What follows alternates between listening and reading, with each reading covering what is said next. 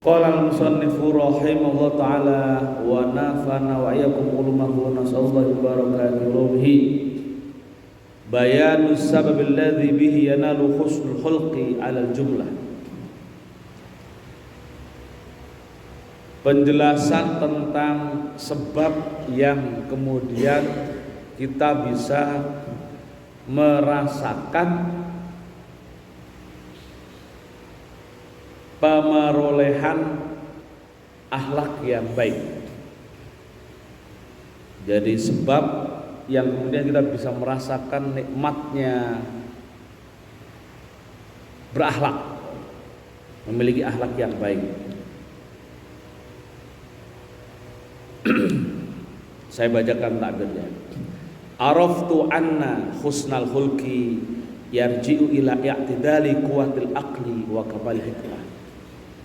Ketahuilah bahwasanya akhlak yang baik, akhlak yang sempurna itu tumbuh dan berkembang dari keseimbangan adanya kekuatan nalar, penggunaan otak, dan sempurnanya kebijakan, sempurnanya kebijaksanaan. Jadi untuk berakhlak itu membutuhkan akal, membutuhkan kesadaran. Sadar kalau kita berbuat baik, kan kira gitu ya. Nah, biar sadar berbuat baik, sekali lagi jangan lupa ngaji. Karena tahu ini baik, ini buruk, harus ngaji. Kan ya? Wa illa i'tidali quwwatil ghadab wa syahwat, dan juga menyeimbangkan antara kekuatan amarah dan hawa nafsu. Jadi bisa mengendalikan adanya amarah dan hawa nafsu. Jadi akan terasa kemudian akhlak itu baiknya berbobot. Jadi namanya berakhlak itu juga harus marah, tapi marah yang dikendalikan, ditata marahnya. Begitu juga dengan syahwat. Wa kaunuha lil aqli muti'atun wa li syar'i aidan. Maka kemudian ketaatan itu tumbuh selain berdasarkan pada akal juga syariat. Jadi ketaatan terhadap perbuatan baik, lalu kita sadar berbuat baik, lalu kemudian terbiasa berbuat baik, dasarnya adalah syariat dan nalar. Nah, itu nantinya kemudian tanpa ketaatan, tanpa rujukan pada syariat, maka akhlak itu kurang bermakna atau bahkan tidak bermakna. Karena kemudian kita merujuk pada syariat, maka kemudian kita berakhlak menjadi bagian dari ibadah. Karena kita pakai ilmu, maka untuk berakhlak perlu niat. Karena niat maka menjadi ibadah. Karena ibadah maka menjadi dihitung. Kan itu ya? Dihitung sebagai pahala. Orang misalkan gitu, ini kalau orang bekerja tanpa niat tidak dihitung sebagai pahala. Orang main bola, kalau niatnya main ya dapat main, kan gitu ya. Tapi karena niatnya ibadah, dia tahu kalau apapun pakai niat, diniatkan untuk ibadah akan jadi pahala, maka segala pekerjaan apapun, segala perbuatan apapun itu akan bisa menjadi pahala. Nah, kan gitu ya.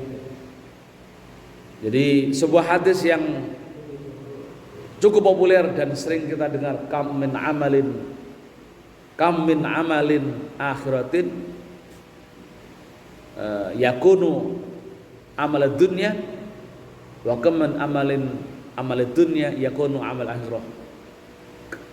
Berapa banyak amal perbuatan yang itu terlihat amal akhirat menjadi amal dunia, dan berapa banyak amal dunia menjadi amal akhirat. Karena apa? Karena benarnya niat dan juga salahnya niat. Kan itu. Niatnya benar maka amal ibadah, amal atau pekerjaan yang terlihat duniawi bisa menjadi ibadah. Karena salahnya niat, amaliyah yang ukhrawi bisa menjadi amal duniawi. Kan gitu. Jadi itu penting. Maka kemudian mutai'atun li syar'i wal aqli. Itu penting. Ketaatan kita didasarkan pada akal dan juga syara'. Wa hadzal i'tidal yahsilu ala wajhain. Keseimbangan itu akan keseimbangan mengendalikan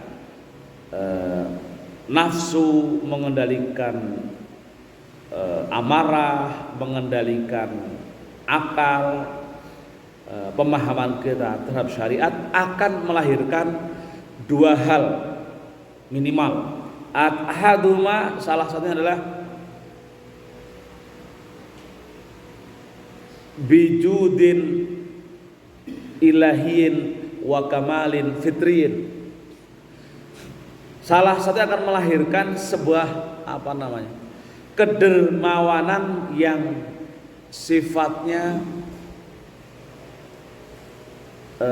kedermawanan ketuhanan. Maksudnya sifat dermawan tapi pijakannya adalah spirit ketuhanan. Wa kamalin fitriyin, dan kesempurnaan yang fitri.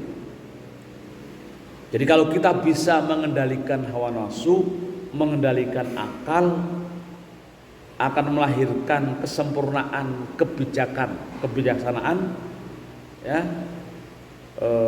Dia akan menjadi orang yang lomo, dermawan. Tentunya dermawannya karena berdasarkan pada spirit ketuhanan dan juga kesempurnaan yang original, fitri. Jadi ketika agama Islam sebagai agama fitrah, itu kan salah satu bentuk kesempurnaan fitri itu, kamalun fitriyin. Beragama secara baik itu kamalin fitriyin. Bihaitsu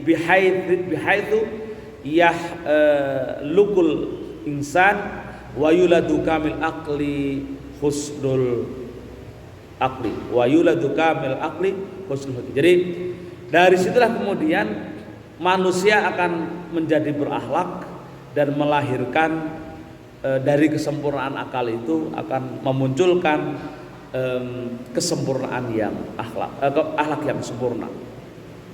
Waqad kafa sultanu syahwat wal ghadab bal khalaqna mu'tadilataini munqaditaini lil aqli wa syar'i. Waqad kafa, jadi dia sudah cukup mengendalikan nafsu, maka dia akan menjadi orang yang seimbang, orang yang adil, orang yang bisa mendasarkan pada akal dan syara'. Itu yang pertama. Jadi mampu mengendalikan nalar dan nafsu itu bisa akan memunculkan karakter kedermawanan dan kesempurnaan yang fitri.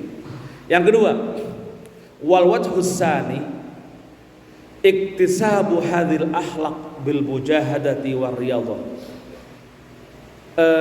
Usaha perubahan mendapatkan kesempurnaan sebagai makhluk yang berakhlak dilakukan dengan keseriusan, kesungguhan, wariyadhah dan latihan.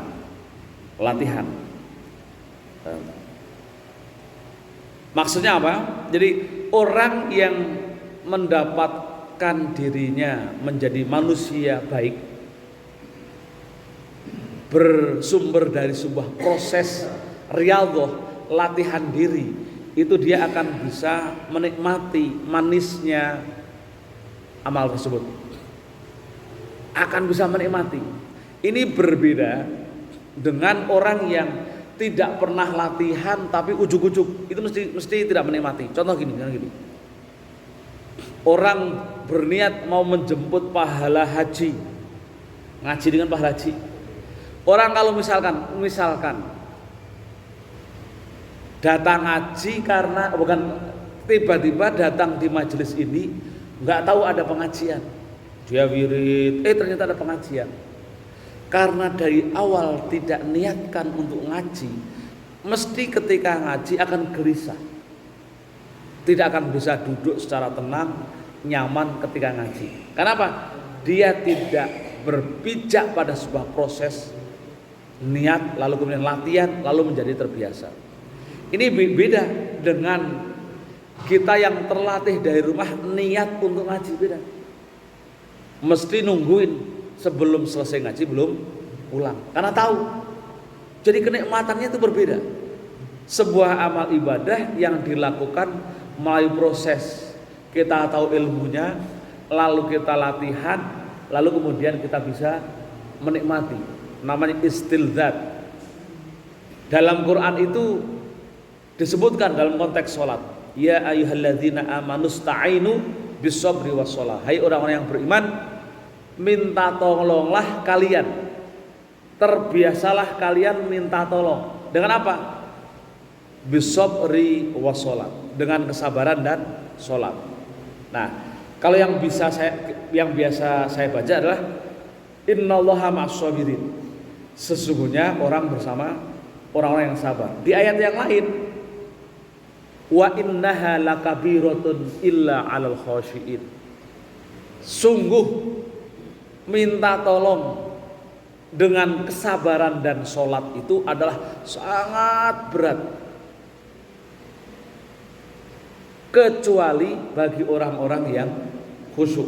Jadi ayat yang pertama itu dibutuhkan kesabaran. Allah menegaskan orang biasa minta tolong dengan sholat, maka Allah akan menyertainya. Karena innallaha ma'as-sabirin. Karena untuk bisa sholat istiqomah, latihan, bisa rajin sholat itu karena kita latihan. Coba kalau nggak latihan, berat. Orang sholat 5 waktu saja, itu kalau nggak latihan, beratnya minta ampun. Berat loh. Coba nanya yang jarang-jarang sholat. Atau bayangkan dulu ketika kita belum terbiasa sholat, berat. Mikir, untuk apa sih sholat? Kan begitu ya. Ngapain sholat? Cuman berdiri, tunduk, sujud, bolak-balik. Kayaknya nggak ada manfaatnya. Udah mikir. Mencoba akalnya itu, setan menyelinap lewat akalnya, lalu mempertanyakan untuk apa manfaatnya sholat dan sebagainya. Untuk apa tadi? Mengganggu istiqomahan kita dalam melaksanakan sholat. Itu 5 waktu. Sholat 5 waktu ditambah lagi ke masjid, berat sekali. Berat. Maka kata Allah, innaha lakabiratan illa al khasyi. Sungguh berat. Maka kalau kita berani mau melangkahkan, udah luar biasa, sholatnya sudah oke. Lalu kemudian ringan melangkahkan kaki ke masjid setiap waktu atau setiap jam-jam tertentu, atau sekali atau 2 kali, sudah luar biasa. Latihannya berhasil, maka kita menikmati. Maka perlu di situ iktisabu hadil akhlak, ini akhlak. Jadi merasakan nikmatnya hasil dari perubahan perilaku kita dari proses latihan. Kalau ujuk-ujuk aja nggak akan menikmati. Maka kata Ibnu Athaillah, saya itu suka merujuk pada qaulnya Ibnu Athaillah karena qaul-qaulnya asik. Ada kata-katanya begini, idfin wujudaka fi ardil khumul fama nabata mimma lam yudfan la yatimu natajahu.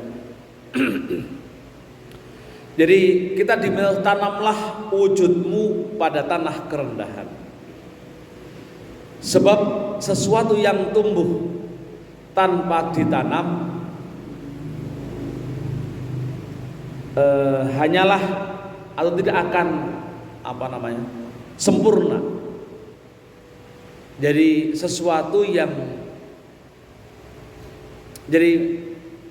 akan lebih asik kalau kita memetik buah yang ditanam oleh kita daripada kita memetik buah yang ditanam oleh orang lain. Kira-kira begitu gambarannya. Akan lebih asik merasa nikmat kita itu menikmati hasil jerih payah kita daripada jerih payah orang lain. Kan begitu? Dan Allah menghargai seluruh upaya yang dihasilkan dari usaha kita, termasuk dalam kerja. Rasul pernah ditanya, su'ila Rasulullah sallallahu alaihi wasallam ayyul kasbi atyab. Pekerjaan apa yang paling enak, yang paling baik, atyab, paling thayyib? Itu kata Rasul, al-amalu biyadihi, bekerja dengan tangan sendiri. Nah, jadi hadis Rasulullah juga mengapresiasi. Nah, kita ketika makan pun menikmati hasil kerja sendiri, terasnya beda daripada ketika dikasih orang lain. Maka penting di situ kan, sudah diapresiasi, dipuji Rasulullah, kan gitu, diberikan kemuliaan oleh Allah. Nah, jadi tidak hanya itu, penghargaan orang-orang yang bekerja dengan tangan sendiri, profesi apapun, mulung, apa yang paling rendah, mulung, jadi pemulung. Tapi ketika itu dilakukan dengan sepenuh hati, Allah memberikan apresiasi, termasuk diampuni dosanya bagi orang yang bekerja dengan tangannya sendiri. Termasuk diampuni dosanya. Kita kerja diampuni dosanya. Kerja loh, berarti. Makanya penting tadi, berapa banyak amal sebuah perbuatan terlihat amal dunia tapi menjadi amal akhirat kalau itu disertai niat yang benar. Nah, menjadi amal akhirat yang pertama, yang kedua diampuni dosanya. Kan luar biasa. Diampuni walaupun kerjanya cuma jualan sempritan, print. Kan itu ya. Kalau itu kerja diampuni dosanya. Man amsa kalan min amal yadihi amsa maghfurun lahu. Barang siapa orang kerja berangkat pagi hari, pulang sore hari merasa lelah, maka saat itu maghfurun lahu, sore itu diampuni dosanya. Riwayat Imam Baihaqi. Jadi penghargaan terhadap orang yang melakukan pekerjaan itu diapresiasi. Wa a'ni bi hamlun nafsi al-amal allati yaqdiha al-khalqul matlub faman arada mathalan ay yahsulan nafsihi khalqul judi fa tariquhu ayyan kalifa ta'ati fi lil judi wa huwa badlul mal. Nah, barang siapa yang ingin menumbuhkan di dirinya akhlak lomo, tahu lomo?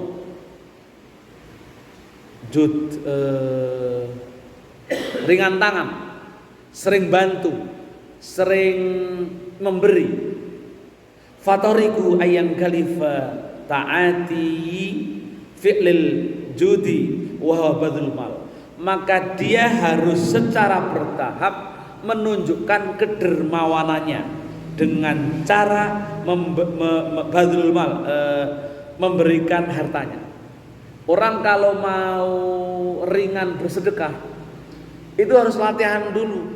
Gak mungkin ujuk-ujuk langsung memberikan 10 juta, memberikan 20 juta, memberikan 100 juta. Gak mungkin.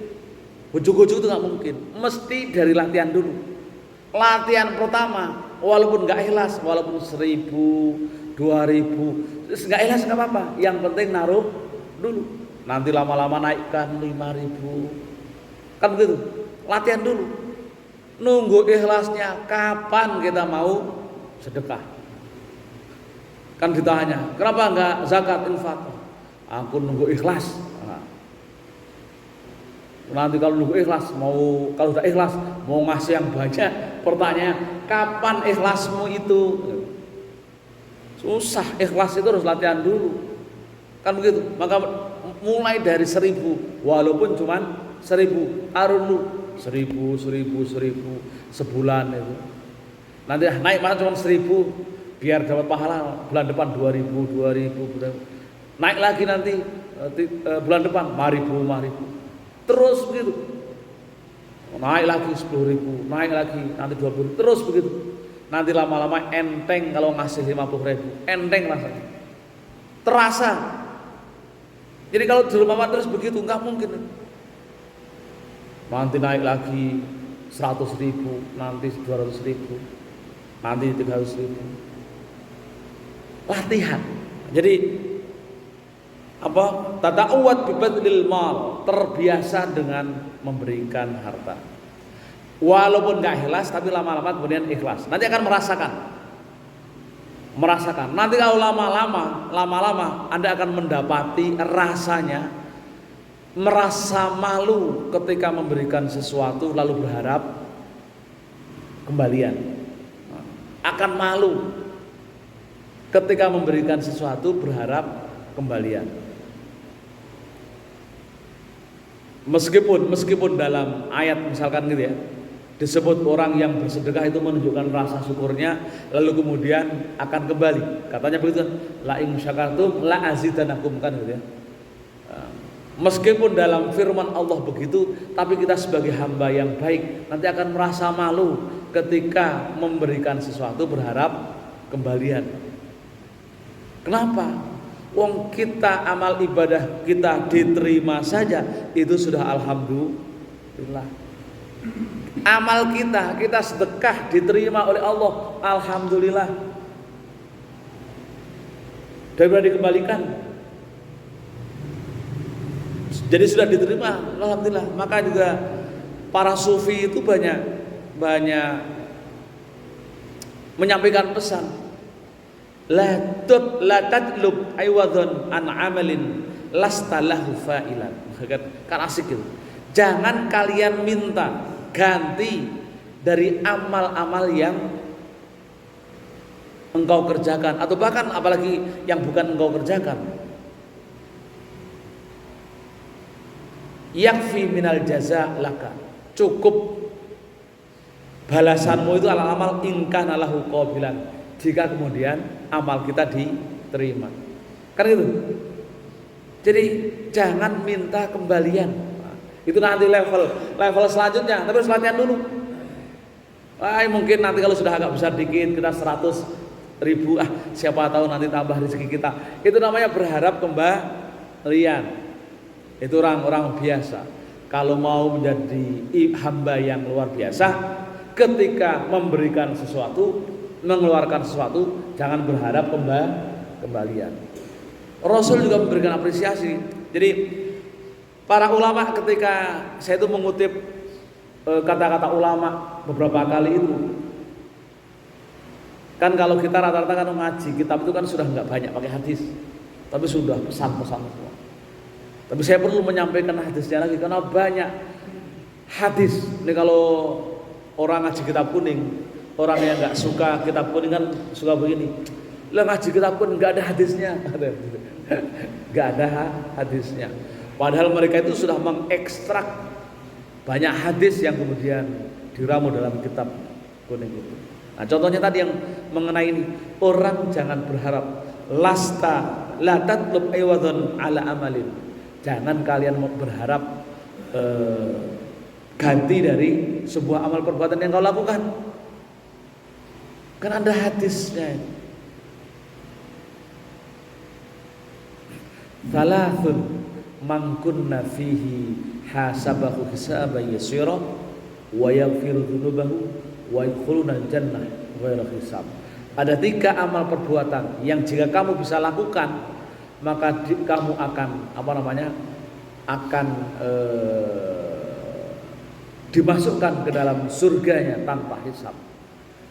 Yang kedua akan diampuni dosanya. Pasti ini dua berdampingan. Diampuni dosanya dan akan dimasukkan ke surganya tanpa hisab. Mesti itu. Salah satunya apa? Antu'tihi ma la yu'tika.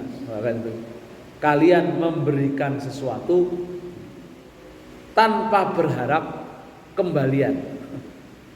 Atau kalian memberikan sesuatu kepada orang-orang yang tidak pernah memberikan kepada kamu. Angel kan? Angel, susah. Memberikan sesuatu kepada orang yang tidak pernah berbuat baik pada kita atau tidak pernah memberikan sesuatu pada kita. Berat itu. Punya tetangga nggak pernah memberi, tahu-tahu kita nganterin makanan misalkan. Oh, berat itu. Sengaja pakai piring, nanti ternyata kembalinya piring kosong. Kan gitu, kan berat kan? Berat itu. Tapi itu di mata Allah, orang yang sudah terbiasa memberikan sesuatu tanpa minta balasan, bahkan balasan dari Allah, kan gitu ya, itu sudah menjadi jaminan janji Allah dan Rasulnya untuk dimasukkan ke dalam surga tanpa hisab dan diampuni dosanya. Kan begitu. Jadi kita misalkan sesekali kita ingin infak ke masjid 1 juta, jangan ada bayangan. Harus latihan begitu. Jangan ada bayangan minta balasan. Itu udah luar biasa. Level keberagaman kita sudah naik. Tapi sekali lagi untuk bisa seperti itu perlulah latihan. Latihan panjang dari 1.000, 2.000, 3.000 kan begitu. Ya kayak saya juga begitu. Saya itu latihan untuk bisa ngajar istiqomah. Coba kalau nggak latihan, apa bisa saya harus kan latihan. Tapi sekarang sudah menikmati, bisa menikmati. Ya, kita semua latihan. Latihan. Saya latihan ngajar, latihan ikhlas, ngajar, ngaji.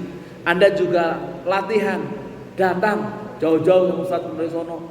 Coba uang yang dikasih janji-janji kemarin yang diinformasikan, orang ngaji atau bergegas ke pengajian sama dengan apa? Dapat pahala haji. Enggak tertarik? Kan begitu. Jadi memang harus latihan. Pertama kali itu berat, wah pengen berat latihan sampai kemudian kita bisa khusyuk, duduk manis. Itu adalah kenikmatan yang luar biasa yang hanya orang-orang yang melalui proses latihan yang bisa menikmati itu semua. Jadi termasuk orang ketika berderma. Jadi perlu bazlul mal. Fala yazalu yutalibu nafsahu bihi wa yuwadhabu alaihi takallufan mujahidan nafsahu hatta yasiru dzalika tab'an. Jadi harus diulang-ulang dan memaksakan diri secara serius sampai itu kemudian menjadi tabiat tab'an. Hatta yasiru dzalika tab'an. Sampai menjadi tabiat. Begitu. Jadi latihan, ya ya. Latihan. Coba RW tiap subuh sebelum 10 menit sudah tahrim. Assalatu wassalamu alaik. Sering gitu ya? Atau enggak tahu ya? Tapi sering sholawatan. Ya imamal mujahidin. Wah. Itu kan tahrim. Biar apa? Biar bangunnya lebih cepat. Saya sering nyetel jam alarm tuh ngepas. Ternyata pas komat. Tapi kalau sebelumnya ada tahrim, oh bangun, bangun tahrim. Nah ini latihan. Latihan. Kalau udah latihan tanpa alarm itu akan bangun sendiri. Nah, jadi perlu ada apa namanya mujahid. Wa kadza man arada li nafsihi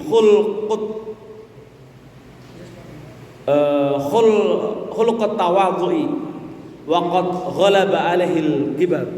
Begitu juga dengan sikap tawadhu. Sikap tawadhu. Jadi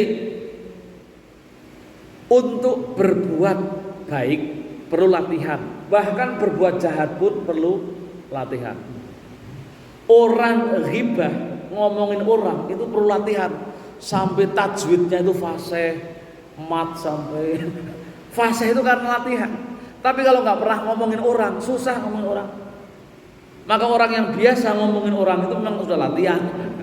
Fasih dan sampai matnya idgham sampai izharnya jelas itu karena latihan. Jadi latihan untuk ngomongin orang pun perlu latihan. Jadi yang nakal aja perlu latihan, apalagi yang baik. Maka kalau tahu itu perbuatan tidak baik, jangan sekali-kali mencoba. Takut ketagihan. Misalkan nih sekali-kali masuk bar, pas sekali-kali selanjutnya bisa ketagihan. Ya, maka jangan coba. Kalau sudah tahu itu tidak baik, jangan coba-coba. Karena itulah pintu latihan. Pintu latihan langsung habis itu terbiasa. Wah, bahaya itu. Ya. Jadi nih untuk tawadhu pun dia waqad ghalaba alaihil kibar. Dia harus menundukkan rasa takaburnya. Orang biar rendah hati itu dia harus punya latihan menundukkan sifat-sifat takaburnya. Dan berat juga loh sifat menghilangkan sifat takabur itu. Fatoriku ayyuwadhiba ala af'alil mutawaddi'in muddatan madidatan wa huwa fiha mujahadu nafsihi wa munkalifun illa ayyasira dzalika khuluqan. Jadi perlu latihan berat kan itu ya, muddada madidatan sepanjang masa, muddada madidatan wa huwa fiha mujahad nafsihi, dan perlu komitmen serius atas dirinya sampai kemudian ayasira dalika khuluqan lahu wa tabaan, sampai kemudian menjadi akhlak dan tabiat. Maka tabiatnya adalah baik, tawadhu. Nah, ada orang yang bertanya, orang nggak bisa rubah-rubah. Kalau dia bilang itu pancen wataknya, apakah nggak bisa dirubah? Bisa.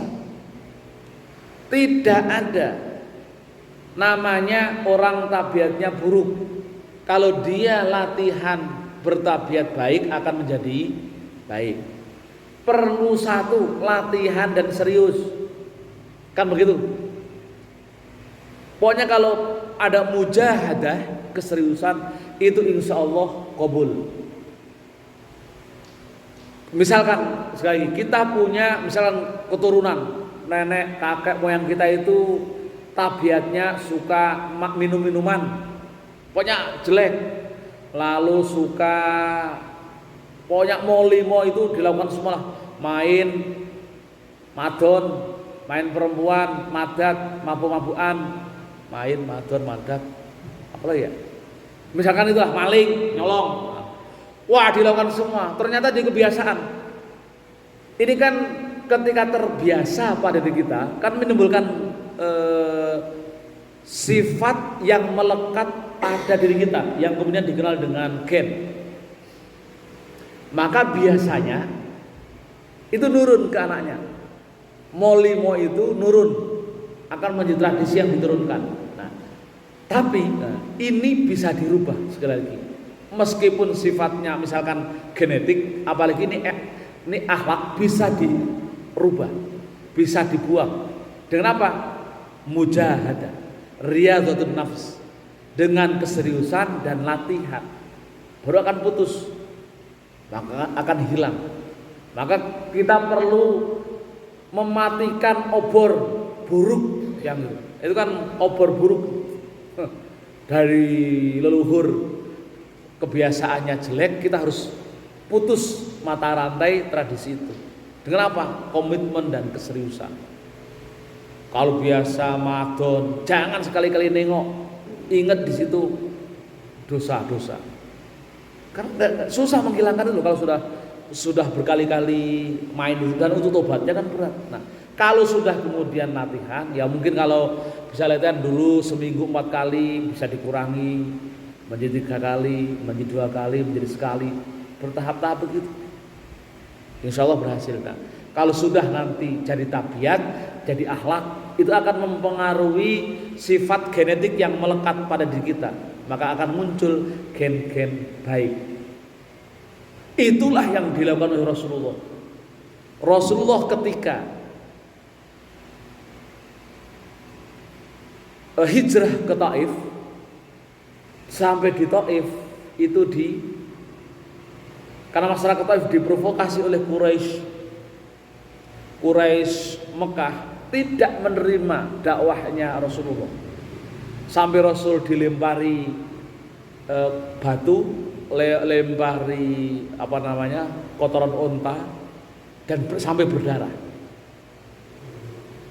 berdarah, dan Rasul berusaha darah itu jangan sampai ke bumi, karena bumi sudah bersabda, seandainya tanahku ditetesi oleh darah Rasulullah, maka dia akan marah, akan murka. Maka Rasul itu tidak membiarkan kalau luka darahnya sampai netes ke bumi. Nah, sampai kemudian Jibril juga turun tangan karena nggak tega melihat Rasul kekasih Allah, utusan Allah sampai terluka. Maka Jibril menawarkan, ya Rasulullah, ya Habibullah, gimana kalau aku akan perintahkan kepada ya Rasulullah untuk mengangkat bukit Uhud ini, aku akan blegan, aku akan jatuhkan kepada warga Taif. Kan seberangnya itu Taif. Sampai begitu. Tapi Rasulullah luar biasa. Memang beliau adalah akhlaknya mulia. Apa kata Rasulullah? Jangan. Kira-kira bahasanya jangan. Mereka itu nggak nerima karena mereka belum tahu apa itu Islam. Malah kita doakan, Allahumma hdi qaumi fa innahum la ya'lamun. Malah harus didoakan, ya Allah berikan petunjuk kaumku karena mereka memang tidak tahu. Tapi apa yang terjadi coba? Bayangkan, Walid bin Uqbah itu pentolannya yang memprovokasi, mengusir, membunuh Rasulullah, punya anak namanya Khalid bin Walid. Khalid bin Walid itu panglima perangnya Khalifah Abu Bakar, menjadi panglima perang, bahkan diberikan gelar oleh Rasulullah sebagai Asadullah, singa padang pasir, singa Allah. Itu Khalid bin Walid. Abu Jahal, mesti semua tahu siapa Abu Jahal. Adalah paman saudara Rasulullah yang juga paling terdepan memprovokasi warga Quraisy agar mengusir, bahkan jika perlu membunuh Rasulullah. Dia punya anak namanya Ikrimah bin Abi Jahal, menjadi perawi hadis yang mengawal Rasulullah dan menyimpan hadis-hadis Rasulullah. Ribuan hadis yang diriwayatkan dari Ikrimah. Kan bayangkan, ternyata di masa Rasulullah banyak orang-orang jahat, tapi kemudian punya anak yang itu bisa berubah. Maka kalau ada orang bilang, wah itu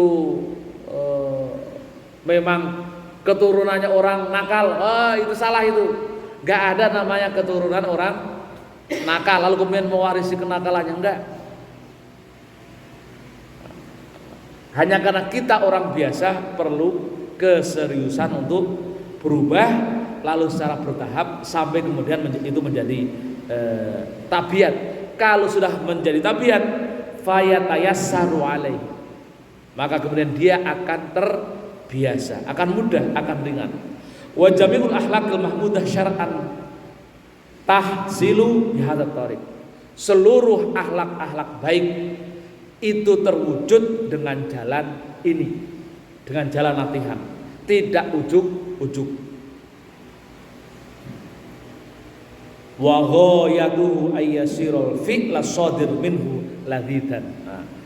Target akhirnya adalah dia akan mengerjakan itu merasa nikmat. Jadi dari latihan tidak ikhlas, kalau sedekah tidak ikhlas, lalu kemudian ikhlas, lalu kemudian ringan.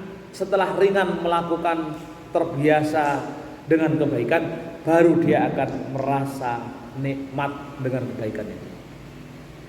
Nah, kalau sudah merasa nikmat, itu mesti sudah merasa siap mati. Orang sudah bisa nikmat melakukan kebaikan, itu siap mati. Kenapa? Ya sudah merasa nyambung dengan kalau Asmaul Husna, asma Allah. Allah Maha Suci, hanya dihubungi dengan orang-orang yang suci. Allah Maha Penyayang, hanya bisa nyambung dengan orang-orang yang bisa menebarkan kasih sayang. Allah Maha Pengasih, hanya nyambung dengan makhluknya yang sering menebar kasih. Allah Maha Dermawan, hanya nyambung dengan hamba-hambanya yang dermawan. Kan gitu. Jadi Asmaul Husna itu sekali lagi kita tradisikan ya. Biar kita nyambung. Kalau nyambung, insya Allah kita kemudian merasa dekat dengan Allah. Maka fasahiyu walladhi yastaladzu badul mal. Maka setelah mudah gampang memberikan, maka akan tumbuh sikap karakter namanya sakha itu di atasnya dermawan. Ya lebih dermawan. Gampangnya nyebut dermawan aja lah. Walladzi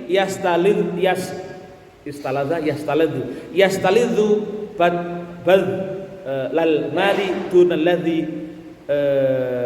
bibadlihi angkarahatin. Jadi muncul karakter kedermawanan yang menikmati ketika yang bisa menikmati, ambil kenikmatan ketika memberikan hartanya tanpa menyertai rasa tidak suka atau rasa benci. Begitu juga wal mutawadhi huwallazi yastalidzu tawadhu. Orang yang tawadhu adalah orang-orang yang sudah bisa menikmati rasa rendah dirinya. Walan tarsuha akhlaqud diniyata fin nafsi ma lam tata'awwad jami'al adadil hasanah. Dan tidak akan terkotori akhlak-akhlak keagamaan ketika dia sudah terbiasa dengan kebiasaan yang baik. Jadi kan gini, misalkan kita berbuat baik itu kalau nggak terbiasa mudah terkotori dengan sifat riya, pamer, kan gitu ya, biar dipuji. Nah, biar dipuji, riya, iri itu adalah bagian dari kekotoran akhlak atau akhlak-akhlak yang akan mengotori akhlak yang baik. Tapi kalau orang sudah taladzud istilzat dalam berbuat baik, maka nggak ada bayangan riya, nggak ada bayangan iri, nggak ada bayangan untuk dipuji, karena sudah merasa menikmati, sudah terbiasa. Jadi karena sudah jadi tabiat. Wa ma lam tatruk jami'al af'al sasiat, dan juga dia akan dengan mudah meninggalkan af'al atau pekerjaan yang jelek. Wa yukrahul af'al al-qabih, dia akan membenci amal-amal perbuatan yang jelek. Wa yata'allamu biha, dan juga yang dapat menyakiti dirinya atau orang lain. Wallahu a'lam bishawab. Barangkali sampai di sini ada yang mau didiskusikan, misalkan. Jadi sekali lagi kita berusaha untuk terbiasa dalam berbuat baik, biar menjadi karakter, biar menjadi tabiat. Ya. Kalau nggak ada kita akhiri. Astagfirullah, alhamdulillah, ya Allah, Rabbana, ya Maulana, ya Ma'bud, Allahumma sholli wa sallim wa sallim Muhammadin.